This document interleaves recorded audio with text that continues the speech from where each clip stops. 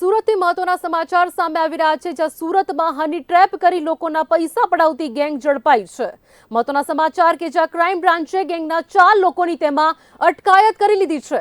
જહાંગીરપુરાના વૃદ્ધને ફસાવી તેમની પાસેથી 17 લાખ રૂપિયા પડાવ્યું હોવાનું પણ સામે આવ્યું છે।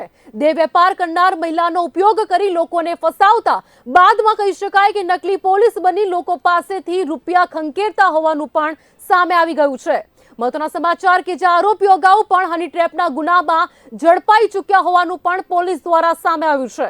પોલીસે નવસારીના ફાર્મ હાઉસથી લાખોના મુદ્દા માલ સાથે આરોપીઓને દબોચી પડ્યા છે। મહત્વના સમાચાર સામે આવી રહ્યા છે, જ્યાં કહી શકાય કે આ પ્રકારે સુરતમાં હની ટ્રેપ કરતા લોકોના રૂપિયા પડાવતી ગેંગની હાલ તો ધરપકડ કરી લેવામાં આવી છે। ક્રાઇમ બ્રાન્ચે કહી શકાય કે ગેંગના 4 લોકોની તેમાં અટકાયત કરી છે। જહાંગીરપુરના વૃદ્ધને ફસાવી તેમની પાસેથી 17 લાખ રૂપિયા પડાવ્યા હોવાનું પણ સામે આવ્યું છે। દેહ વેપાર કરનાર મહિલાનો ઉપયોગ કરી લોકોને ફસાવતા બાદમાં નકલી પોલીસ બની લોકો પાસેથી રૂપિયા ખંખેરતા હોવાનું સામે આવ્યું છે।